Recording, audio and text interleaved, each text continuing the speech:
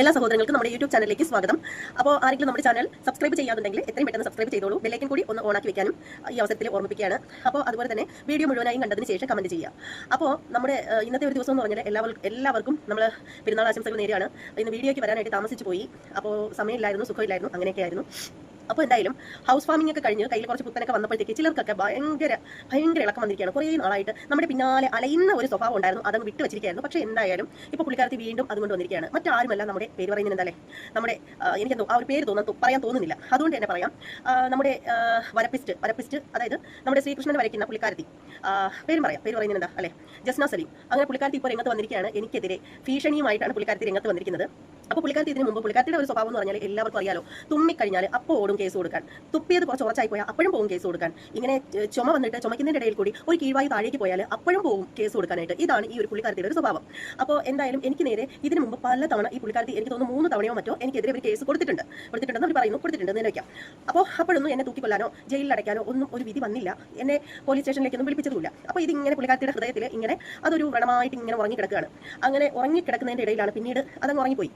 അപ്പോൾ ഈ പ്രിയയ്ക്ക് കുഞ്ഞുങ്ങളുണ്ടാവാത്തത് കൊണ്ട് പിന്നീട് അവരെ മച്ചിന്നും മലടിന്നും എന്ന് വേണ്ട, പിന്നെ അവർ തമ്മിലായി ഏറ്റുമുട്ടൽ, അങ്ങോട്ടും ഇങ്ങോട്ടുമായി. പിന്നീട് ഷെഫീന ബീബിയുമായിട്ടായി, പിന്നെ ലസിത പാലക്കൽ, പിന്നെ അങ്ങനെ കുറേ ലേഡികളുണ്ട്, ശ്രീലപ്പിൽ, അങ്ങനെ കുറേ പേരുടെ പിന്നാലേക്ക് പോയി ഈ പെണ്ണുപിള്ള.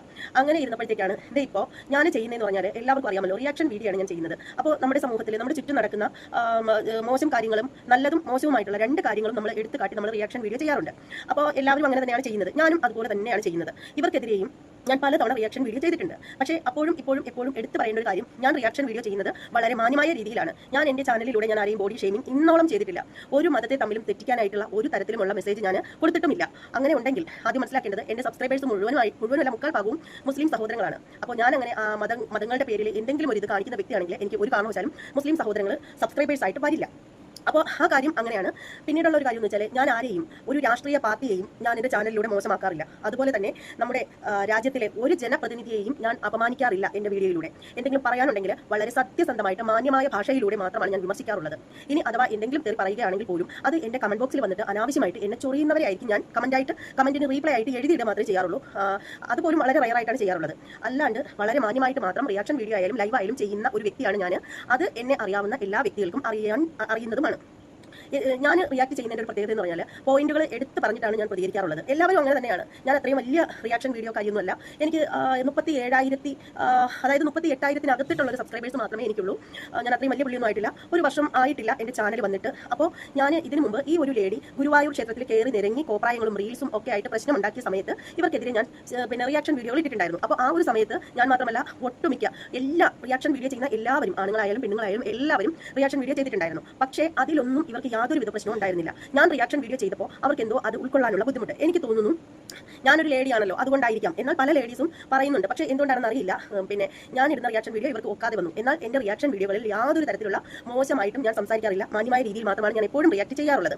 അത് അല്ലാത്ത രീതിയിൽ റിയാക്ട് ചെയ്തത് ഒരേ ഒരു വ്യക്തിയെ മാത്രമേ ഉള്ളൂ. അത് തീട്ടം ബൈജു, അപ്പി ബൈജു എന്നൊക്കെ മറ്റുള്ളവർ വിളിക്കുന്ന ബൈജു എന്ന് പറയുന്ന ഒരു യൂട്യൂബറോട് മാത്രമാണ്. കാരണം ആ ഒരു മനുഷ്യൻ വളരെ മോശമായ രീതിയിൽ അയാളുടെ ചാനലിൽ 2-3 വീഡിയോസുകൾ നമ്മളെ കുറിച്ചിട്ട് പേര് പറഞ്ഞ് റിയാക്ട് ചെയ്തു. കാരണം എൻ്റെ ചാനലിൽ കൂടുതൽ മുസ്ലിംസുകൾ ഉള്ളതുകൊണ്ട് അയാൾക്ക് അത് പിടിക്കാത്തതിൻ്റെ പേരിൽ അയാൾ വളരെ മ്ലേച്ഛമായ രീതിയിൽ നമ്മളെ അഭിസംബോധന ചെയ്ത് സംസാരിച്ചു. അപ്പോൾ അതിൻ്റെ മറുപടിയായിട്ട് ഞാൻ നല്ല രീതിയിൽ അയാളെ മാത്രം, അല്ലാണ്ട് ഞാൻ എൻ്റെ ചാനലിൽ ഞാൻ അങ്ങനെ പറഞ്ഞിട്ടില്ല. അത് ഒന്നാമത്തെ കാര്യം. പിന്നീട് ഒരു കാര്യം പറയേണ്ടതെന്ന് വെച്ചാൽ, ഈ ഒരു സ്ത്രീ പിന്നെ അതിനുശേഷമാണ് ഇവരെ ക്ഷേത്രത്തിൽ കയറരുത്, അന്യമതസ്ഥർ കയറരുത്, അതുപോലെ തന്നെ പിന്നെ ഗുരുവായൂർ ക്ഷേത്രത്തിൽ വീഡിയോ എടുക്കരുത്, അങ്ങനെയൊക്കെയുള്ള കുറേ സംഭവങ്ങളൊക്കെ വന്നത്. പിന്നെ ഇവർ ചെയ്തൊരു കാര്യം എന്ന് വെച്ചാൽ, അങ്ങനെ ഞാൻ റിയാക്ഷൻ വീഡിയോ ചെയ്തിട്ടുണ്ടായിരുന്നു. പിന്നീട് ഒരിക്കൽ ഇവരുടെ വീഡിയോയിൽ ഇവർ പറയുന്ന ഒരു കാര്യം എന്ന് പറഞ്ഞാൽ, ഞാൻ കേട്ടത്, ഞാൻ നേരത്തെ ഇവർക്ക് ഇൻസ്റ്റാഗ്രാം ഒക്കെ ആയിരുന്നു ഉണ്ടായിരുന്നത്. പലരും ആ സമയത്ത് യൂട്യൂബ് ചാനൽ തുടങ്ങാൻ പറഞ്ഞിട്ട് അവർ ചെയ്തിട്ടുണ്ടായിരുന്നില്ല. പിന്നീട് അവർ യൂട്യൂബ് ചാനൽ തുടങ്ങിയത് എന്താണെന്ന് വെച്ചാൽ, കമന്റ് ഇടാനുള്ളവർക്ക് സൗകര്യമായിക്കോട്ടെ എന്ന് കരുതിയിട്ട് മറ്റുള്ളവർക്ക് കമന്റ് ഇടാൻ വേണ്ടിയിട്ട് മാത്രമാണ് അവർ യൂട്യൂബ് ചാനൽ തുടങ്ങിയതെന്ന് അവർ പറഞ്ഞിട്ടുണ്ടായിരുന്നു. അപ്പോൾ അത് വെച്ചിട്ട് പിന്നെ അതിനുശേഷം അവർ ചെയ്ത കാര്യം എന്ന് പറഞ്ഞാൽ, ഈ ബാഡ് കമന്റ് ഇടുന്നവരെ അവരുടെ കമന്റ് എടുത്ത് വെച്ചിട്ട് പൂരത്തെറി വിളിക്കും. ഇങ്ങനെ ചാനലിൽ വന്നിട്ട് പൂരത്തെറി എന്ന് പറഞ്ഞാൽ ഒരു മനുഷ്യർക്ക് കേട്ട് നിൽക്കാൻ കൊള്ളാത്ത തരത്തിൽ തെറി വിളിക്കുന്ന ഒരു വ്യക്തിയാണ്. അപ്പോൾ ഇത് അപ്പോഴത്തേക്ക് ഇവരുടെ ഒരു സഹോദരൻ, പുള്ളിക്കാരനാണ് ഇവരെ കൂടെ ആ ഒരു വീട്ടിൽ താമസിക്കുന്നത്. അവരുടെ കസിനാണെന്നും സഹോദരനാണെന്നും പറയുന്നു. സഹോദരനായിരിക്കാം. അപ്പോൾ ആ ഒരു സഹോദരനെയും ഇവരെയും വെച്ചിട്ട് ഒരുപാട് ആളുകൾ ബാഡ് കമന്റുകൾ ഇടാറുണ്ട്. അതിപ്പോഴും എല്ലാവരും അങ്ങനെ തന്നെയാണ് ഇട്ടുകൊണ്ടിരിക്കുന്നത്. പക്ഷേ അതേക്കുറിച്ച് പോലും ഞാൻ എൻ്റെ ചാനലിലോ അവരുടെ കമന്റ് ബോക്സിലോ എങ്ങും പരാമർശിച്ചിട്ട് കൂടിയില്ല. അങ്ങനെ ഇരിക്കവേ ഇവരുടെ വീഡിയോയിൽ വന്നിട്ട് ഇവർ പറയുന്നുണ്ടായിരുന്നു, ആളുകൾ ഇതുപോലെ കമന്റ് ഇട്ടവരെയൊക്കെ മോശം പറഞ്ഞിട്ടൊക്കെ ഇവർ പറഞ്ഞിട്ടുണ്ടായിരുന്നു. അപ്പോൾ ഞാൻ ആ ഒരു സമയത്ത് ഞാൻ എൻ്റെ റിയാക്ഷൻ ചാനലിൽ ഞാൻ പറഞ്ഞതെന്ന് വെച്ചാൽ, പിന്നെ നിങ്ങളല്ലേ പറഞ്ഞത്, നിങ്ങൾ നാട്ടുകാർക്ക് കമന്റ് ഇടാൻ വേണ്ടിയിട്ടാണ് നിങ്ങളുടെ യൂട്യൂബ് ചാനൽ തുടങ്ങിയതെന്ന്. അപ്പോൾ അതുകൊണ്ടല്ലേ ആളുകൾ ആളുകൾ ഇതുപോലെ കമന്റ് ഇടുന്നത് എന്ന് ഞാൻ പറഞ്ഞിട്ടുണ്ടായിരുന്നു. ഞാൻ പറഞ്ഞു കമന്റ് ഇടാൻ വേണ്ടിയിട്ടാണ് നിങ്ങൾ ചാനൽ തുടങ്ങിയതെങ്കിൽ ഈ കമന്റ് ഇടുന്നവരെ നിങ്ങൾ എന്തിനാണ് തെറി വിളിക്കുന്നത് എന്ന് പറഞ്ഞിട്ട് എൻ്റെ ചാനലിൽ കൂടി ഞാൻ ഇങ്ങനെ പറഞ്ഞിട്ടുണ്ടായിരുന്നു. അപ്പോൾ അതിനൊക്കെ ശേഷം ഞാനൊരു വീഡിയോ കണ്ടതെന്ന് വെച്ചാൽ ഈ പറയുന്ന പുള്ളിക്കാരൻ, ഇവരുടെ സഹോദരൻ, ഇവർ രാത്രിയിൽ ഇവർ ശ്രീകൃഷ്ണൻ്റെതെന്ന് തോന്നിക്കുന്ന തരത്തിലുള്ള ചിത്രങ്ങൾ വരയ്ക്കാണ് ഇവർ ചെയ്യുന്നത്. അപ്പോൾ ഇവരിങ്ങനെ ചിത്രം വരയ്ക്കുന്നു. അപ്പോൾ സഹോദരൻ വന്നിട്ട് പറയുന്നു, ജിസ്മോളെ 12 മണി കഴിഞ്ഞു, നമുക്ക് പുറത്ത് പോയി ഫുഡ് കഴിച്ചിട്ട് വരാമെന്ന് പറയുന്നു. അപ്പോൾ ആ ഒരു സമയത്ത് ഇവർ ആ ഒരു വസ്ത്രമൊക്കെ മാറി നല്ലൊരു വസ്ത്രമൊക്കെ ഇട്ട് ഈ പുള്ളിക്കാരൻ്റെ കൂടെ പോകുന്നു. പോയിട്ട് വലിയൊരു ഹോട്ടലോ മറ്റോ കയറി ഇവർ ഫുഡ് കഴിക്കുന്നു. രണ്ടാൾ ഫുഡ് കഴിക്കുന്നു. അപ്പോൾ ആ ഒരു വീഡിയോയുടെ താഴെ ഒരുപാട് ആളുകൾ തെറി വിളിച്ചിട്ടൊക്കെ ഇട്ടിട്ടുണ്ടായിരുന്നു. അപ്പോൾ ഇവർ ആ ഒരു തെറി എടുത്ത് വെച്ചിട്ട് റിയാക്ട് ചെയ്യുമായിരുന്നു. അപ്പോൾ ആ ഒരു സമയത്ത് ഞാൻ എൻ്റെ ചാനലിൽ റിയാക്ഷൻ വീഡിയോ ചെയ്തപ്പോൾ ഞാൻ പറഞ്ഞ ഒരു കാര്യം എന്ന് വെച്ചാൽ, ആളുകൾ നിങ്ങളെ ആളുകൾ തെറി വിളിക്കുന്നതിന് നിങ്ങൾ തന്നെയല്ലേ അവസരം ഉണ്ടാക്കുന്നത്, അതുകൊണ്ടല്ലേ മറ്റുള്ളവർ നിങ്ങളെ തെറി വിളിക്കുന്നത്. പിന്നെ ഇപ്പോൾ കണ്ട ഒരു വീഡിയോയിൽ തന്നെ ആണെങ്കിൽ പോലും നിങ്ങളുടെ സഹോദരൻ ഇങ്ങനെ വന്നിട്ട് പറയുന്നു, ജെസ്സിമോളെ രാത്രി 12 മണി കഴിഞ്ഞു, നമുക്ക് പുറത്ത് പോയി ഫുഡ് കഴിച്ചിട്ട് വരാമെന്ന് പറയുന്നു. നിങ്ങൾ ആ പുള്ളിക്കാരൻ്റെ കൂടെ പോയി ഫുഡ് കഴിക്കുന്നു. വില കൂടിയ അങ്ങനെ തന്നെ പറയുന്നത്, വില കൂടിയ ഹോട്ടലിലൊക്കെ പോയിട്ട് മുന്തിയ തരം ഫുഡുകൾ കഴിക്കുന്നു. അപ്പോൾ നിങ്ങൾ ആ പോകുന്ന സമയത്ത് നിങ്ങളുടെ മക്കളെയോ ഉമ്മയെയോ ഉപ്പയെയോ ആരെയും കൂടെ കൂട്ടുന്നില്ല. അപ്പോൾ നിങ്ങൾ പോയി ഇങ്ങനെ ഫുഡൊക്കെ കഴിക്കുമ്പോഴത്തേക്ക് ഇത് കാണുന്ന ആളുകൾ അതുകൊണ്ടല്ലേ മോശം പറയുന്നത്. നിങ്ങളുടെ കുഞ്ഞുങ്ങളെയോ അല്ലെങ്കിൽ നിങ്ങളുടെ വീട്ടിലുള്ള മറ്റാരെങ്കിലും ഈ ആ സമയത്ത് പുറത്തേക്ക് പോകുമ്പോൾ കൂടെ കൂട്ടുകയാണെങ്കിൽ ആരും ഒന്നും പറയില്ലല്ലോ. കാരണം ഇതൊക്കെ അപ്പോൾ ഇവരെടുത്ത് വീഡിയോ എടുക്കുന്നുണ്ടല്ലോ, വീഡിയോ എടുത്ത് പോസ്റ്റ് ചെയ്യാറുണ്ടല്ലോ. അപ്പോൾ അതുകൊണ്ടല്ലേ ആളുകൾ ഇതൊക്കെ കാണുന്നത്. അപ്പോൾ നിങ്ങളുടെ വീട്ടിലുള്ള ആരെങ്കിലും നിങ്ങൾ കൂടെ കൂട്ടുകയാണെങ്കിൽ അതിനെപ്പറ്റി ആരും ഒരു മോശം പറയത്തില്ല. പിന്നെ അത് മാത്രമല്ല, നിങ്ങൾ ഒരു പക്ഷേ നിങ്ങൾ വരുന്ന സമയത്തിന് നിങ്ങൾ ഈ കുട്ടികളെ കൊണ്ടുവന്നില്ലെങ്കിൽ പോലും നിങ്ങൾ അവർക്ക് വേണ്ടിയിട്ട് നിങ്ങൾ ഫുഡൊക്കെ വാങ്ങിച്ചുകൊണ്ട് പോകുന്നുണ്ടായിരിക്കും, പാഴ്സൽ മേടിച്ചുകൊണ്ട് പോകുന്നുണ്ടായിരിക്കും. അതല്ലെന്നുണ്ടെങ്കിൽ നിങ്ങൾ കുട്ടികളെ കൊണ്ടുവരുന്നുണ്ടായിരിക്കും, പക്ഷേ നിങ്ങൾ വീഡിയോയിൽ കാണിക്കാത്തതുമായിരിക്കാം. അപ്പോൾ ഇത് കാണുന്ന ജനങ്ങൾ കരുതുന്നത് അർദ്ധരാത്രിയിലൊക്കെ നിങ്ങൾ ഈ പുള്ളിക്കാരൻ്റെ കൂടെ പോയി ഫുഡ് കഴിക്കുന്നു, എടുക്കുന്നു. അപ്പോൾ ഇതൊക്കെ കൊണ്ടല്ലേ ബാഡ് കമന്റ് നിങ്ങൾക്ക് വരുന്നത് എന്നാണ് ഞാൻ ചോദിച്ചത്. എന്നിട്ട് ഞാൻ പറഞ്ഞത്, നിങ്ങളുടെ ഈ ഒരു വീഡിയോ കണ്ടിട്ട്, കാരണം കുട്ടികളെ കാണിക്കുന്നില്ലല്ലോ, അപ്പോൾ ഒരു പക്ഷേ നിങ്ങൾ ഇപ്പോൾ കുട്ടികളെ കൊണ്ടുപോകാണ്ടാണ് നിങ്ങൾ വന്ന് ഇതുപോലെ ഫുഡ് കഴിച്ചിട്ട് പോകുന്നതെങ്കിൽ ഒരു പക്ഷേ നിങ്ങളുടെ വീഡിയോ കാണുമ്പോഴായിരിക്കും കുഞ്ഞുങ്ങൾ ഒരു പക്ഷേ അറിയുന്നത് നിങ്ങൾ അവരെ കൊണ്ടുപോകാതെ പോയി ഫുഡൊക്കെ കഴിക്കുന്നു. അപ്പോൾ കുഞ്ഞുങ്ങൾക്ക് വിഷമാവില്ലേ എന്നാണ് ചോദിച്ചത്. അതുമാത്രമല്ല, ഇതുപോലെ ഈ ഒരു വീഡിയോ കണ്ടിട്ട് ആരെങ്കിലും കുഞ്ഞുങ്ങളോട് ചോദിച്ചു കഴിഞ്ഞാൽ തന്നെ നിങ്ങളുടെ അമ്മയും മാമനും കൂടി പോയി ഇതുപോലെ ഫുഡൊക്കെ കഴിക്കുന്നു, വില കൂടിയ ഹോട്ടലിലൊക്കെ പോയി മുന്തിയ തരം ഭക്ഷണമൊക്കെ കഴിക്കുന്നു എന്നൊക്കെ ആരെങ്കിലും കമന്റ് ചെയ്താൽ ആ കുഞ്ഞുങ്ങൾക്ക് വിഷമമാവില്ലേ എന്നാണ് ഞാൻ ചോദിച്ചത്. അല്ലാണ്ട് അത് ഇവർക്ക് വരുന്ന ബാഡ് കമന്റിന്റെ അടിസ്ഥാനത്തിലാണ് അങ്ങനെ ഞാൻ പറഞ്ഞത്. അപ്പോൾ എന്നുവെച്ചാൽ ഇവർ രണ്ടുപേരെയും കൂടി ചേർത്തിട്ട് വളരെ ക്ലേശമായ രീതിയിലാണ് അന്നും ഇന്നും പൊതുജനങ്ങൾ സംസാരിക്കുന്നത്. അതുകൊണ്ടാണ് അപ്പോൾ അങ്ങനെ വരുന്ന കമന്റുകളെ എടുത്തു വെച്ചിട്ടാണ് ഇവർ റിയാക്ട് ചെയ്യുന്നത്. അതും റിയാക്ട് എന്ന് പറഞ്ഞാൽ സാധാരണ രീതിയിലുള്ള റിയാക്ട് അല്ല, പൂരത്തെറിയാണ്. പൂരത്തെറികളാണ് ഇവർ പറയുന്നത്. കൂടുതലായിട്ട് ഇവർ സഹോദരങ്ങൾ രണ്ടുപേരും കൂടി അടുത്തിരുന്നിട്ട് സെക്ഷൽ ആയിട്ടുള്ള വാക്കുകളാണ് സംസാരിക്കുന്നത്. അവരുടെ വീട്ടിൽ 2 ചെറിയ കുട്ടികളുണ്ട് എന്നുള്ളൊരു മര്യാദ പോലും ഇല്ലാണ്ട് ഉച്ചത്തിലാണ് ഇവർ രണ്ടാളും സംസാരിക്കുന്നത്. ഈ പുഴുത്ത തെറികളൊക്കെ ഇത് ഇവരുടെ വീഡിയോ ഒരിക്കലെങ്കിലും കാണുന്ന എല്ലാവർക്കും അറിയാവുന്ന ഒരു കാര്യമാണ്. അപ്പോൾ ഈ ഒരു കാര്യമാണ് ഞാൻ പറഞ്ഞത്. ഈ ഒരു കാര്യം നടന്ന് അതിൻ്റെ പിറ്റേന്നാണെന്ന് തോന്നുന്നു ഇവർ ഇതുപോലെ ഒരു വീഡിയോയുമായിട്ട് വന്നു. ഇവർ പറഞ്ഞതെന്ന് വെച്ചാൽ, എൻ്റെ ഉത്തരവുണ്ണി, പിന്നെ എൻ്റെ കുഞ്ഞുങ്ങളെ പറഞ്ഞാൽ ഞാൻ സഹിക്കില്ല, ഉത്തരവുണ്ണി ബാക്കി എന്ത് പറഞ്ഞാലും എൻ്റെ കുഞ്ഞുങ്ങളെ പറഞ്ഞു, അങ്ങനെ പറഞ്ഞു, ഇങ്ങനെ പറഞ്ഞു എന്നൊക്കെ പറഞ്ഞിട്ട് ഇവർ സംസാരിച്ചിട്ടുണ്ടായിരുന്നു. അതുകൊണ്ട് എൻ്റെ പേരിൽ കേസ് കൊടുക്കും എന്നൊക്കെ പറഞ്ഞു.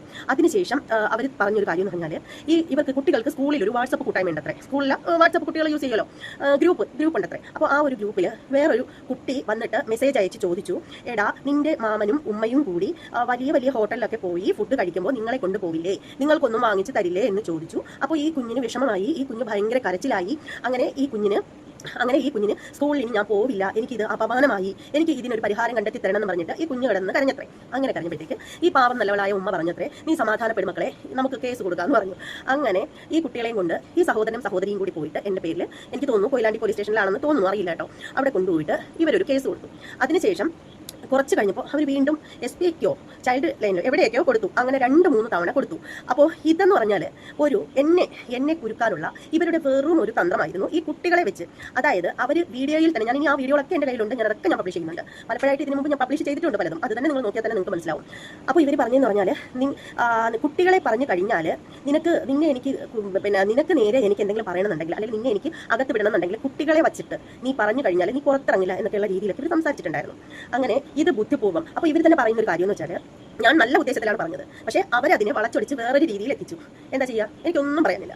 അപ്പോൾ പിന്നീടുള്ള കാര്യം എന്ന് വെച്ചാൽ, ഇവർ ഈ കുഞ്ഞുങ്ങളെ കൊണ്ടുപോയി 2-3 സ്ഥലത്ത് പരാതിപ്പെടുത്തി. പിന്നെ ലാസ്റ്റ് ഇവർ പരാതി കൊടുത്തപ്പോൾ കുഞ്ഞുങ്ങളുടെ കൈപ്പടയിൽ എഴുതിയാണ് ഇവർ പരാതി കൊടുത്തത്. അങ്ങനെയൊക്കെ അവരുടെ അപ്പോൾ ഓരോ തവണയും വന്ന് പരാതി കൊടുക്കുമ്പോൾ ഇവർ അതേക്കുറിച്ചിട്ട് വന്നിട്ട് അവരുടെ ചാനലിൽ വന്നിട്ട് വർണ്ണിക്കാറുണ്ട്.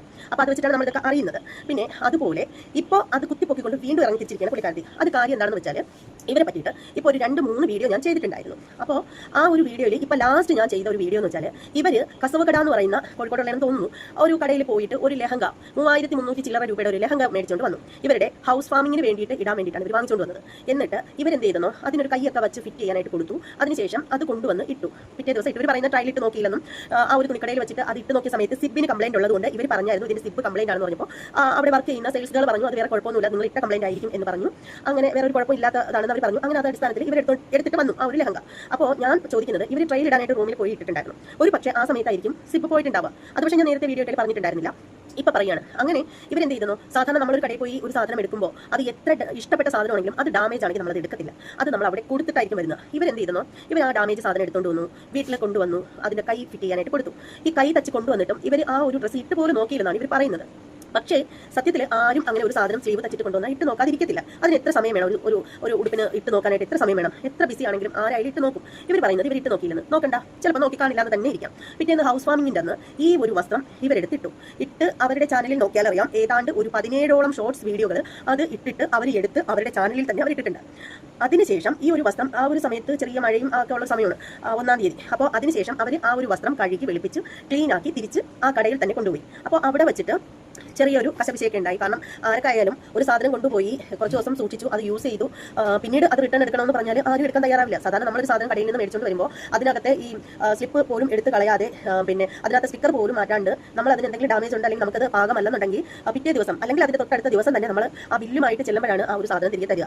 ഇത് ഈ ഒരു ലേഡി അവിടെ ചെന്നതിന് ശേഷം അവിടെ അത് മാറ്റണം എന്ന് പറഞ്ഞപ്പോഴത്തേക്ക് അവരതിന് ആദ്യം തയ്യാറായില്ല. പിന്നീട് ഇവരവിടെ കിടന്ന് കച്ചറ കാണിച്ചപ്പോഴത്തേക്ക് അവർ തന്നെ പറയുന്നു, അവർ ഉച്ചത്തിൽ സംസാരിച്ചു, വീഡിയോസ് ഒക്കെ ഇടുന്ന കണ്ടപ്പോഴത്തേക്ക് അവർ സാധനം എടുത്തിട്ട് ഇതിന് റിട്ടേൺ ചെയ്യാൻ പറ്റില്ല നമുക്ക് എന്നാലും എന്ന് പറഞ്ഞിട്ട് അവർ പൈസ, അവർ അടച്ച അതേ പൈസ ഇവർക്ക് തിരികെ കൊടുത്തു എന്നിവർ പറയുന്നു. അപ്പോൾ അവർ തന്നെ പറഞ്ഞു അവർ കച്ചറ ഉണ്ടാക്കി ആ പൈസ തിരികെ മേടിച്ചതാണ് എന്ന് പറയുന്നു. അപ്പോൾ ഇതേ പറ്റിയിട്ട് ഞാൻ മാത്രമല്ല, എനിക്ക് തോന്നുന്നു മലയാളത്തിലുള്ള ഒട്ടുമിക്ക റിയാക്ഷൻ വീഡിയോക്കാരും ഇട്ടിട്ടുണ്ടായിരുന്നു, ഞാനും ഇട്ടിട്ടുണ്ടായിരുന്നു. ഞാൻ ഇപ്പോൾ ഈ പറഞ്ഞതുപോലെ തന്നെ മനോഹരമായ ഭാഷയിലാണ് ഇട്ടിരുന്നത്. അപ്പോൾ ഇവർക്ക് ഒരു ഉളുപ്പും ഇല്ലാണ്ടാണ് ഇവരിങ്ങനെ ചെയ്തത്. അവിടെ ചെന്നിട്ട് അവർ ഈ ഉടായ്പ കാണിച്ചിട്ട് ഒരു ഉളുപ്പും ഇല്ലാണ്ട് ആ കൊടുത്ത പൈസയും മേടിച്ചിട്ട് വന്നു. വന്നതിന് ശേഷം പിന്നെ 1-2 വീഡിയോ എടുത്തങ്ങോട്ട് ഇട്ടു. ആ കസവ് കടക്കാരെ മുഴുവനായിട്ട് മാനം കെടുത്തിക്കൊണ്ട്, ആ ഒരു കടയെ നാണം കെടുത്തിക്കൊണ്ട് ഇവരെടുത്തിട്ടു. അവിടെയുള്ള സ്റ്റാഫുകൾക്ക് മാന്യതയില്ല എന്നൊക്കെ പറഞ്ഞിട്ട്. പക്ഷേ മാനേജർ പൈസ കൊടുത്തല്ലോ, പുള്ളിക്കാരൻ പേടിച്ചിട്ടായിരിക്കും കൊടുത്തിട്ടുണ്ടാവുക. വീഡിയോസ് ഒക്കെ എടുക്കുന്നത് കണ്ടപ്പോൾ അവർക്ക് മാനക്കേടല്ലേ, അതുകൊണ്ടായിരിക്കും കൊടുത്തിട്ടുണ്ടാവുക. അപ്പോൾ എന്തായാലും അവർക്ക് ഇനി ആ ഒരു വസ്ത്രം അവർക്ക് പിന്നെ വിൽക്കാൻ പറ്റില്ല. കാരണം അത്രയും സമയം ഇട്ടുകൊണ്ട് നടന്ന് വിയർപ്പും എല്ലാം പറ്റിച്ചിട്ട് അത് കൊടുത്തപ്പോൾ. അപ്പോൾ ഇതിനെ പറ്റിയിട്ട് ഞാൻ റിയാക്ട് ചെയ്തപ്പോൾ ഇവർക്ക് ഭയങ്കര ക്രിമിനടി, ഞാൻ ചെയ്തപ്പോൾ മാത്രം. പക്ഷേ എല്ലാവരും റിയാക്ട് ചെയ്തു, അതിലൊന്നും ഇവർക്ക് ഒരു പ്രശ്നമില്ല. അപ്പോൾ ഇവരുടെ മുന്നോട്ട് വന്നിരിക്കുകയാണ് വീണ്ടും. എനിക്കെതിരെ ഇനി കേസ് 50,000 രൂപ, എനിക്ക് 16,000 രൂപ ചെലവാക്കി വീട് വെക്കാൻ 16 ലക്ഷം രൂപ ചെലവാക്കി എനിക്ക് വീട് വെക്കാൻ സാധിക്കുകയാണെങ്കിൽ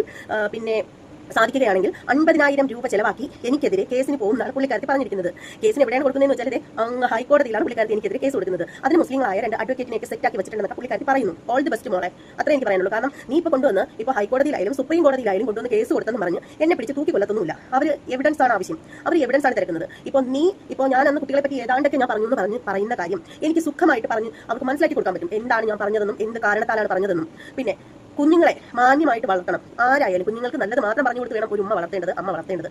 അല്ലാണ്ട് കൊച്ചു പ്രായത്തിലെ തൊട്ട് കുഞ്ഞുങ്ങളെ കേസ് കൊടുക്കാനും കള്ളമൊഴി കൊടുക്കാനും ഒന്നും അല്ല പഠിപ്പിക്കേണ്ടത്. ഇപ്പോൾ ഇതുപോലൊരു കേസ് ഒരു വാട്സപ്പിൽ ഒരു തെളിവുണ്ടാക്കാൻ ആരെ കൊണ്ട് സാധിക്കും? കാരണം ഇപ്പോൾ ഇവരെ എന്തായാലും ഇവരുടെ കുട്ടിയുടെ ഒരു ഫ്രണ്ട് എന്ന് പറയുമ്പോൾ ഇവരുമായിട്ട് അത്രയും നന്നായിട്ട് അടുത്ത് നിൽക്കുന്നതാണ്. ആ കുട്ടിയോട് ഇങ്ങനെ പറഞ്ഞ് ഒരു വാട്സപ്പ് മെസ്സേജ് ഇങ്ങോട്ട് ഇവരുടെ ആ ഒരു ഗ്രൂപ്പിലേക്ക് ഒന്ന് ഇടൂ എന്ന് പറഞ്ഞു കഴിഞ്ഞാൽ സുഖമായിട്ട് ആ കുട്ടിക്കോ അല്ലെങ്കിൽ ആ കുട്ടിയുടെ പാരൻസിനോ അത് ഇടാൻ സാധിക്കും. അത് എനിക്കെതിരെ ഒരു പ്രൂഫായിട്ട് എടുത്ത് വെക്കാനും സാധിക്കും. അപ്പോൾ എന്തായാലും കേസ് കൊടുക്കുന്നെങ്കിൽ ഇല്ല അയ്യോ മോളെ കൊടുക്കണ്ടെന്നൊന്നും ഞാൻ പറയുന്നില്ല, നീ കൊടുത്തോളൂ, എന്തായാലും തൂക്കി കൊള്ളില്ല. ഇനി അഥവാ തൂക്കി കൊന്നാലും ഒരു മനുഷ്യനെ എത്ര വട്ടം തൂക്കി കൊല്ലാൻ പറ്റും? ഒരു വട്ടമല്ലേ പറ്റുള്ളൂ. എന്തായാലും ഗുരുവായൂർ കയറി അഭ്യാസം കാണിച്ചതിന്റെ പേരിൽ നിന്നെ തൂക്കിയെടുത്ത് ഗുരുവായൂരിൽ നിന്ന് കളഞ്ഞു. അതിനുശേഷം നിനക്കെതിരെ അവിടെ ഒരു കേസൊക്കെ വന്നു, നിന്നെ അറസ്റ്റ് ചെയ്യണം എന്നൊക്കെ പറഞ്ഞിട്ട് ഒരു കേസ് വന്നിട്ടും നിന്നെ ഇന്നേ വരെ അറസ്റ്റ് ചെയ്ത് ജയിലിലേക്ക് കൊണ്ടുപോയില്ല. അത് നമ്മളാരും കണ്ടില്ല. നിന്നെ മാത്രം അറസ്റ്റ് ചെയ്യാണ്ട് നിന്നെ അവിടെ സുരക്ഷിതമായിട്ട് ഇങ്ങനെ പൊതിഞ്ഞ് നിലകൊള്ളാൻ പറ്റും, നിന്നെ പൊതിഞ്ഞ് വെക്കാൻ പറ്റുമെങ്കിൽ ഒരു തെറ്റും ചെയ്യാത്ത എന്നെ പൊതിഞ്ഞ് വെച്ചില്ലെങ്കിലും തൂക്കി കൊല്ലാതെങ്കിലും ഇരിക്കും, അതെനിക്ക് ഉറപ്പാണ്. പിന്നെ ഇവർ പറയുന്ന ഒരു കാര്യം, എനിക്ക് ഇതിന് 50,000 രൂപ എനിക്ക് നഷ്ടമാണ്. പക്ഷേ എന്താണ്, എനിക്ക് കേസിന് പോയി കഴിഞ്ഞാൽ വക്കീലിന് കെട്ടിവെക്കാൻ വേണ്ടിയിട്ട് 50,000 രൂപ എനിക്ക് നഷ്ടമാണ് കോടതിയിൽ ആവശ്യത്തിന്. ഹൈക്കോടതിയിൽ ഡയറക്റ്റായിട്ട് കൊടുക്കുന്നതുകൊണ്ട്. കാരണം ST ഓഫീസിൽ അവിടെ കൊടുത്തിട്ടൊന്നും കാര്യമില്ല. അപ്പോൾ ഈ ഹൈക്കോടതിയിൽ നേരിട്ടാകുമ്പോഴത്തേക്ക് ഇത്ര രൂപ ഞാൻ അടയ്ക്കേണ്ടി വരും. 16 ലക്ഷത്തിന്റെ വീട് വെച്ച എനിക്ക് ഈ ഒരു 50,000 രൂപ പ്രശ്നമില്ലെന്നാണ് പുള്ളിക്കാരത്തി പറയുന്നത്. കഴുത്തി കിടക്കുന്ന ഒരു കവചകുണ്ടലം പോലത്തെ ഒരു മാല ഉണ്ടല്ലോ, അതിങ്ങനെ പൊക്കി കാണിച്ചിട്ട് പറയുവാണ്, നമുക്കൊക്കെ ഇങ്ങനെ പൊക്കി കാണിച്ചിട്ട് പറയുവാണ്, ഈ ഒരു മാല വിൽക്കേണ്ടി വന്നാലും 7 പവന്റെ മാല എന്നൊക്കെയാണ് വൈപ്പ്, ആ ഒരു മാല വിൽക്കേണ്ടി വന്നാലും ഞാൻ പിന്നോട്ടില്ല, എന്നെ തൂങ്കിൽ അടച്ചിട്ടേ അടങ്ങും എന്നൊക്കെയാണ് പറഞ്ഞിരിക്കുന്നത്. എന്തായാലും ഈ പറഞ്ഞതൊക്കെ തെളിവാണ് കേട്ടോ ജസ്ന, നീ പറഞ്ഞതൊക്കെ തെളിവാണ്. എന്നെ ഇരുമ്പഴികളിലാക്കാൻ വേണ്ടിയിട്ട് നീ ഏത് അറ്റം വേണമെങ്കിലും പോകും എന്നുള്ളതിന്റെ തെളിവുകളാണ്. എന്നിട്ട് പുള്ളിക്കാരത്തി പറയുന്നത് 750ഓളം ഫോട്ടോ വരച്ചാണ് പുള്ളിക്കാർക്ക് വീട് വെച്ചതെന്നാണ്. അതേ പറ്റിയിട്ട് എല്ലാവരും റിയാക്ട് ചെയ്തിട്ടുണ്ടായിരുന്നു, ഞാൻ ഒഴികെ. പക്ഷേ ഇപ്പോൾ ഞാൻ പറയുന്നു, നീ വീട് വെച്ചെങ്കിൽ അത് മുഴുവനും നീ പടം വരച്ചിട്ടാവില്ല. കാരണം മറ്റുള്ളവരെ ബ്ലാക്ക്മെയിൽ ചെയ്ത് നേടിയ പണമാവുന്നു എന്ന് ഞാൻ പറയും. ഞാൻ അങ്ങനെ പറയും, എന്നെ കൊണ്ട് കൊന്നു കളഞ്ഞാൽ ഞാൻ പറയും. കാര്യം എന്താണെന്ന് വെച്ചാൽ ഈ പുള്ളിക്കാരത്തി പറഞ്ഞിരിക്കുന്നത് എന്താണെന്ന് വെച്ചാൽ 50,000 രൂപ നഷ്ടപ്പെട്ടാലും കുഴപ്പമില്ല, അവള് എനിക്കെതിരെ മാനനഷ്ടത്തിന് കേസ് കൊടുക്കുന്നു. ഒന്ന് ഓർത്ത് നോക്കൂ, മാനനഷ്ടത്തിന് കേസ് കൊടുക്കുന്നു. മാനനഷ്ടത്തിന് എന്ന് പറയുമ്പോൾ അവർക്ക് ഞാൻ പണം കൊടുക്കണം, മാനനഷ്ടത്തിന്. അപ്പോൾ ഇതാണ് ഈ ഒരു പുള്ളിക്കാരത്തിയുടെ സ്ഥിരം പരിപാടി. ഓരോരുത്തരെയും ഭീഷണിപ്പെടുത്തി മാനനഷ്ടത്തിന് കേസ് കൊടുക്കും, മാനനഷ്ടത്തിന് കൊടുക്കുന്ന പറയുമ്പോൾ ചിലപ്പോൾ ആരെങ്കിലും ഒക്കെ പണം കുറച്ച് കൊടുത്ത് ഒഴിവാക്കാൻ നോക്കുമായിരിക്കും. അപ്പോൾ എന്തായാലും എന്നെ സംബന്ധിച്ചിടത്തോളം നല്ലൊരു കിഡ്നി പോലും ഇല്ല എനിക്ക്. അപ്പോൾ അത് കുഴപ്പമില്ല. അതിലൊന്നും ഞാൻ ഹാപ്പി തന്നെയാണ്, കരയേണ്ട കാര്യമൊന്നും ഇല്ലായിരുന്നു. കാരണം നമ്മൾ തെറ്റ് ചെയ്തിട്ടില്ലെങ്കിൽ നമ്മൾ പേടിക്കേണ്ട ഒരു കാര്യമില്ല. ഞാൻ ഇങ്ങനെ കല്ല് പോലെ ഇരിക്കും കൂളായിട്ട് തന്നെ. അപ്പോൾ പിന്നീടുള്ള ഒരു കാര്യം എന്ന് പറഞ്ഞാൽ ഈ പുള്ളിക്കാരത്തി പറയുന്ന ഒരു കാര്യം എന്ന് വെച്ചാൽ എന്താണ്, എനിക്കെതിരെ കലാപാഹ്വാനത്തിന് ഭീഷണി, ഭീഷണിയാണ് കൊടുക്കുന്നത്. നീ തെളിയിച്ച് കാണിക്കണം, ഞാൻ എന്ത് കലാപാഹ്വാനമാണ് നടത്തിയെന്നുള്ളത് നീ തെളിയിച്ച് കാണിക്കും. നീയാണല്ലോ അത് ശ്രമിച്ചുകൊണ്ടിരിക്കുന്നത്. ഗുരുവായൂരും കയറി ഇറങ്ങി, അവിടെ ഇറങ്ങി, ഇവിടെ ഇറങ്ങി, നീ തന്നെയാണ് കലാപത്തിനുള്ള ഇത് തിരികൊളുത്താനൊക്കെ ആയിട്ട് ശ്രമിച്ചുകൊണ്ടിരിക്കുന്നത് കുറേ നാളായിട്ട്. പക്ഷേ നല്ലവരായ കുറേ ഹിന്ദുക്കൾ ഉള്ളതുകൊണ്ട് അത് നടക്കുന്നില്ല, അത്രേ ഉള്ളൂ. നിന്റെ പിന്നിൽ കളിക്കുന്നത് ആരാണെന്നൊക്കെ എനിക്ക് നന്നായിട്ട് അറിയാം. പണ്ടും നീ നല്ല വൃത്തിക്ക് അപ്പി ബൈജുവിന് വേണ്ടിയിട്ട് വീഡിയോ ചെയ്തോളാണ് എനിക്കെതിരെ. ഓക്കെ, അപ്പി ബൈജു എഴുതി തന്ന ചാർട്ട് അതുപോലെ സ്ക്രിപ്റ്റ് പഠിച്ചിട്ട് വീഡിയോ ചെയ്ത വ്യക്തിയാണ് നീ. നിന്നെ എനിക്ക് നന്നായിട്ട് അറിയാം. അതൊക്കെ നിന്റെ ഇഷ്ടം, നിന്റെ മൂത്ത സഹോദരനല്ലേ, അത് നിങ്ങളുടെ ഇഷ്ടം, നിങ്ങളുടെ കാര്യം. അപ്പോൾ ഈ ഒരു മാനനഷ്ടത്തിന് കേസ് കൊടുക്കാതിരിക്കുന്നവൾ കേൾക്കേണ്ട മറ്റൊരു കാര്യം കൂടിയുണ്ട്. അതുകൂടി ഞാൻ അങ്ങോട്ട് പറഞ്ഞുതരാം. മറ്റൊന്നുമല്ല, അതായത് പിന്നെ എന്നെ നീ പറഞ്ഞ് ചെയ്ത കുറേ വീഡിയോകളുണ്ട് പൊന്നുമോളെ. അത് എൻ്റെ ചാനലിൽ വീഡിയോകളായിട്ട് കിടപ്പുണ്ട്, അല്ലാതെ കുറച്ച് ഞാൻ പ്രൈവറ്റ് ആക്കി സൂക്ഷിച്ച് വെച്ചിട്ടുണ്ട്. അപ്പോൾ അതൊക്കെ എടുത്തിട്ട് നിന്റെ പേരിൽ ഞാനൊരു കേസ് കൊടുത്താലുണ്ടല്ലോ, നീ വെളി കാണില്ല പൊന്ന. കാരണം നീയാണ് ശരിക്കും വർഗീയത ഉണ്ടാക്കാൻ ശ്രമിക്കുന്നത്. കാരണം ആ ഒരു വീഡിയോയിൽ എൻ്റെ നെറ്റിയിൽ ഞാൻ ഇടുന്ന കുറികളെ അവൾക്ക് പുച്ഛാണ്. അവൾ പറഞ്ഞത് എന്താണെന്ന് അറിയാമോ? എന്താണ് അതിന് പറയുന്നത്? മെയിൻ റോഡിലുള്ള ആ കുറുകയുള്ള വരകളില്ലേ, സീബ്ര ലൈനോ, അതുപോലെയാണ് എൻ്റെ നെറ്റിയിൽ കുറികൾ കിടക്കുന്നത്. പിന്നെ ഇവളിപ്പോൾ നല്ല പിള്ളയായിട്ട് അമ്മച്ചിന്ന് പോലും വിളിക്കാതെ വീഡിയോ ചെയ്തിരിക്കുന്നത്, കാരണം എവിഡൻസ് ആണല്ലോ. പക്ഷേ ഇതിനു മുമ്പ് എന്നെ പേന്തലയെത്തി, അമ്മച്ചി, പിന്നെ എൻ്റെ തന്തയ്ക്ക്, തള്ളയ്ക്ക് എന്ന് വേണ്ട എൻ്റെ കുടുംബത്തിലുള്ള എല്ലാവരെയും വിളിച്ചതിൻ്റെ കംപ്ലീറ്റ് എവിഡൻസ് എൻ്റെ കയ്യിലുണ്ട്. അതുപോലെ തന്നെ എൻ്റെ കെട്ടിയോൻ എന്നെ ഇട്ടിട്ട് പോയതാണെന്നും എൻ്റെ പേരിൽ ഞാൻ താമസിക്കുന്ന സ്ഥലത്ത് ഒരുപാട് കേസുകളുണ്ടെന്നും അതിൻ്റെയൊക്കെ ഫുൾ എവിഡൻസ് നിൻ്റെ കൈകളിലുണ്ടെന്നും അതുപോലെ തന്നെ ഞാനൊരു ഹണി ട്രാപ്പുകാരിയാണെന്നും അതിൻ്റെ എവിഡൻസും നിൻ്റെ കൈവശം ഉണ്ടെന്നൊക്കെ പറയുന്ന വീഡിയോകൾ എൻ്റെ കയ്യിലുണ്ട് മോളെ. ഞാൻ എൻ്റെ നിയമത്തിൽ ഒരുപാട് വിശ്വസിക്കുന്ന ഒരു വ്യക്തിയാണ്. ബഹുമാനപ്പെട്ട കോടതിയെ അതിലേറെ വിശ്വാസവും ബഹുമാനവുമാണ്. അതുകൊണ്ട് എനിക്ക് ഒരു പേടിയില്ല. പിന്നെ നീ പറഞ്ഞതാണ് ഒരു വീഡിയോയിൽ ഒരു ഷോൾ എടുത്ത് കഴുത്തിലൂടെ കുരുക്കിട്ടിട്ട് ഞാൻ എൻ്റെ വീട്ടിൻ്റെ ഉത്തരത്തിൻ്റെ കോലായിൽ ഇതുപോലെ തൂങ്ങിച്ചാവണമെന്ന് നീ 2-3 ആവർത്തി തുടർച്ചയായിട്ട് പറഞ്ഞതിൻ്റെ വീഡിയോ അതുപോലെ ഉണ്ട് മോളെ. അതുകൊണ്ട് എനിക്ക് ഒരു പ്രശ്നമില്ല. ഒരു വീഡിയോയിലൂടെ അല്ല നീ എന്നെ അപമാനിച്ചിട്ടുള്ളത്. എത്രത്തോളം വീഡിയോകളെ നീ എനിക്കെതിരെ ചെയ്തിട്ടുണ്ടെന്ന് നിനക്കറിയില്ലായിരിക്കും, പക്ഷേ എനിക്കറിയാം.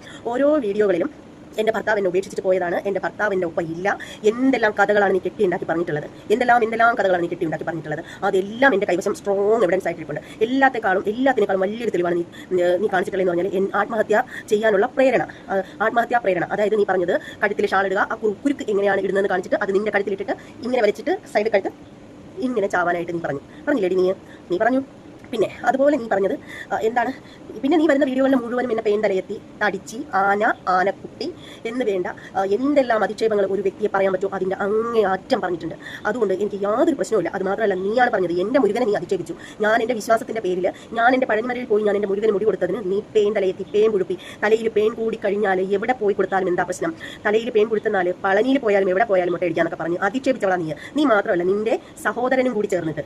ഓക്കെ, അതിൻ്റെ ഫുൾ തെളിവുകൾ എൻ്റെ ഫോണിലുണ്ട് മോളെ. പിന്നെ നീ പറഞ്ഞില്ലേ നിന്റെ വീഡിയോകളൊക്കെ എടുത്ത് ഞാൻ പ്രൈവറ്റ് ആക്കിയെന്ന്, അതെന്തുകൊണ്ടാണെന്ന് അറിയാമോ നിനക്ക്? നീ സ്ട്രൈക്ക് തരുമെന്ന് വിചാരിച്ചിട്ടാണ്.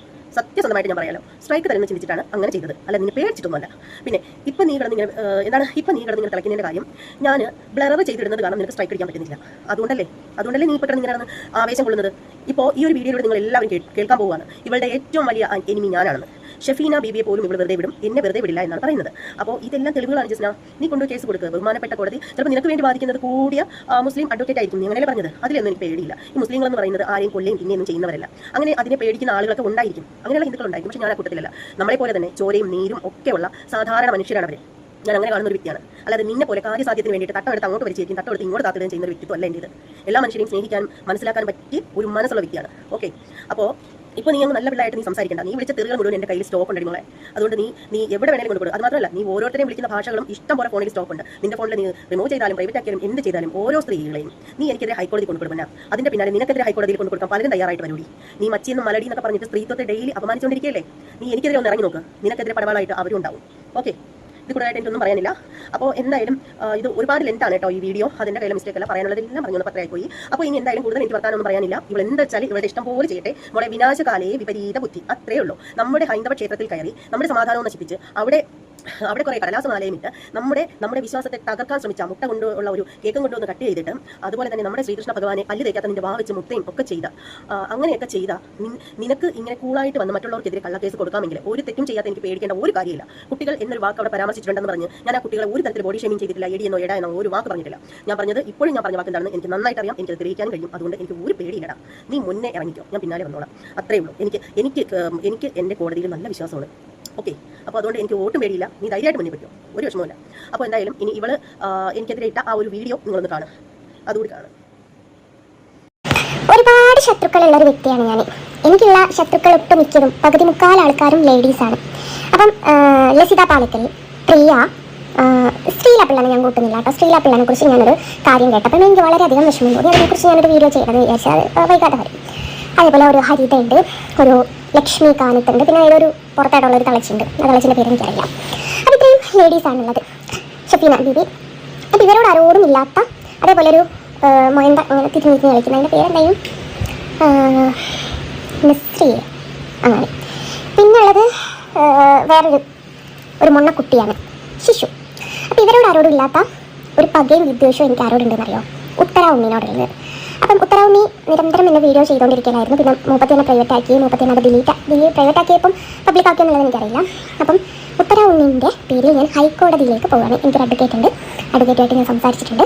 അപ്പോൾ ഇവിടെ എവിടെയും കൊടുത്തിട്ട് കാര്യമില്ല, ഹൈക്കോടതിയിലേക്ക് മാനനഷ്ടത്തിന് കേസ് കൊടുക്കാൻ പോവുകയാണ്. കാരണം ഉത്തര ഉണ്ണിയോട് എനിക്ക് ഇത്രമേൽ വിദ്വേഷം വരാനുള്ള കാരണം എന്ന് വെച്ചാൽ പല വീഡിയോസിലും എൻ്റെ മക്കളെ പരാമർശിച്ചിട്ടുണ്ടായിരുന്നു. ആ വീഡിയോസിൻ്റെ വീഡിയോ വരെ ഞങ്ങൾ പെൻഡ്രൈവിലാക്കി വെച്ചിട്ടുണ്ടായിരുന്നു. ഇതെല്ലാം കൂടെ വെച്ചിട്ട് ഞാൻ ഹൈക്കോടതിയിലേക്ക് മാനനഷ്ടത്തിന് കേസ് കൊടുക്കാൻ പോവുകയാണ്. ഉത്തര ഉണ്ണി മോളെ മാനനഷ്ടത്തിന് കേസ് കൊടുക്കാനും 50,000 രൂപ അഡ്വക്കേറ്റിന്. പക്ഷേ അത് ഞാൻ ചിലവാക്കുന്നത് എന്തുകൊണ്ടാണെന്നറിയോ? ഞാൻ ഭയങ്കര റിച്ചായിട്ടൊന്നുമല്ല, എൻ്റെ മക്കൾക്ക് വേണ്ടിയിട്ട്. ഉത്തര ഉണ്ണി പരാമർശിച്ചത് എങ്ങനെയാണ്? ഞാൻ വലിയ വലിയ ഹോട്ടലുകളിൽ കയറി ഭക്ഷണം കഴിക്കും, എൻ്റെ കുഞ്ഞുങ്ങൾക്ക് അത് കൊടുക്കൂല, അവർ ഈ വീഡിയോ കാണുമ്പോൾ അവർക്ക് വിഷമാവില്ല എന്ന് ചോദിച്ചിട്ട്. ഇതെൻ്റെ മോൻ്റെ ക്ലാസ്സിലുള്ളൊരു കുട്ടി ഇവനയച്ചു കൊടുത്തു. ഇവനത് ആ കുട്ടി പറഞ്ഞൊരു കാര്യം, നീ പറയുന്നതൊക്കെ കള്ളമായിരുന്നു അല്ലേ എന്നുള്ള ആ ചാറ്റ് സഹിതമാണ് ഹൈക്കോടതിയിലേക്ക് ഞാൻ കൊടുക്കുന്നത്. വേറെ ആരെയും ഞാൻ വിടും, ഷഫീന ബീബിനെ വരെ ഞാൻ വിടും, പക്ഷേ ഉത്തര ഉണ്ണിനെ ഞാൻ വിടില്ല. അപ്പം അങ്ങനെയാണ് സംഭവം. അപ്പം ഞാൻ ഒരു ലെഹങ്കൻ്റെ വീഡിയോ ചെയ്തിട്ടുണ്ടായിരുന്നു. ആ ലെഹങ്കൻ്റെ വീഡിയോയും ചെയ്ത് ഞാൻ കണ്ടു. അപ്പോൾ ഞാൻ പലപ്പോഴും പറഞ്ഞിട്ടുണ്ട് 16 ലക്ഷം മുടക്കാവുന്ന എനിക്ക് ഒരു 3500 കുണുവ എന്ന് പറയുന്നത് എന്നെ സംബന്ധിച്ച് വലിയ പൈസ അല്ല. പക്ഷേ ഞാൻ 500-600 ആൾക്കാരുടെ മുമ്പിൽ നാണം കിട്ടതിനാണ് ഞാൻ ആ പൈസ റിട്ടേൺ മേടിച്ചത്. അത് എനിക്ക് കൈ പൊക്കാൻ പോലും പറ്റാത്തൊരു സാഹചര്യത്തിൽ കൂടെ ഞാൻ എൻ്റെ ഹൗസ് വാമിങ്ങിൻ്റെ പരിപാടി കഴിഞ്ഞു. പല വീഡിയോസിലും എടുത്ത് നോക്കിയാൽ അറിയാം ഞാൻ പിന്നെ കുത്തിയേണ്ട അവസ്ഥ. അപ്പോൾ ഇതൊക്കെ പറഞ്ഞ് വ്യാജ പ്രചരണം നടത്തുക, മതവിദ്വേഷം ഉണ്ടാക്കുക, അങ്ങനെ പിടിച്ച് പല കംപ്ലയിൻറ്റുകൾ വെച്ചിട്ടാണ് ഞാൻ ഉത്തര ഉണ്ണിൻ്റെ പേരിൽ ഫയൽ ചെയ്യുന്നത്. ആ പേര് വെച്ചിട്ട് തന്നെ പറയാൻ കാരണം ഈ തള്ളച്ചിനെ കുറിച്ച് ഞാൻ വീഡിയോ ചെയ്യുമ്പോൾ തള്ളച്ചി എന്ന് പറഞ്ഞാൽ പെണ്ണുങ്ങൾ കേസ് കൊടുക്കും പോലും പെണ്ണുങ്ങളെ തള്ളച്ചീന്ന് വിളിക്കാൻ പാടില്ല. മകളെക്കുറിച്ച് ഞാൻ വീഡിയോ ചെയ്യുന്ന സമയത്ത് ഉത്തരം കിട്ടാത്ത ചേച്ചി എന്ന് പറയുന്നത്. അപ്പോൾ വ്യക്തമായിട്ട് ഞാൻ പറയുന്നുണ്ട്, ഉത്തര ഉണ്ണി മോളെ വൈറ്റ് ആൻഡ് സീ നിനക്കുള്ള ഒരു പൊൻകുതിര ഭവൻ ഞാൻ അങ്ങോട്ട് അയക്കുന്നുണ്ട്. അപ്പം ഇവിടെ എവിടെയും കൊടുത്തിട്ട് കാര്യമില്ല. എനിക്കിവിടെ ഇവിടുത്തെ അഡ്വക്കേറ്റ് എനിക്ക് അടിപൊളി അഡ്വക്കേറ്റ് ആട്ടോ, 2 മുസ്ലിംസ് ആട്ടോ ഉള്ളത് പറയുന്നത്. 2 അഡ്വക്കേറ്റും മുസ്ലിംസാണ്. ഇവിടെയുള്ള സൂപ്പർ അഡ്വക്കേറ്റാണ്. പ്രിയൻ്റെ പേരിൽ കംപ്ലയിൻറ്റ് കൊടുത്തത് നല്ല അടിപൊളി കംപ്ലയിൻ്റാണ്. എസ്പിക്ക് സഹിതം അവർ അഡ്വക്കേറ്റ് ഓഫീസിൽ അയച്ചതാണ്. പിന്നെ എനിക്കുള്ള അഡ്വക്കേറ്റ് മറ്റേ ഹൈക്കോടതി അഡ്വക്കേറ്റ് എടുത്തൊന്നുമല്ല, മറ്റേ എവിടെയായിരുന്നു അവരുടെ സ്ഥലം, പേര് ഞാൻ പരാമർശിക്കുന്നില്ല, കേസ് നടന്നുകൊണ്ടിരിക്കുകയാണല്ലോ. അപ്പം അദ്ദേഹത്തിനെ വിളിച്ചിട്ട് ഞാൻ ഡീറ്റെയിലൊക്കെ സംസാരിച്ചിട്ടുണ്ട്. അപ്പം വേറെ ആരെ ഞാൻ വിട്ടാലും ഉത്തര ഉണ്ണി ഇത് വെക്കേണ്ടി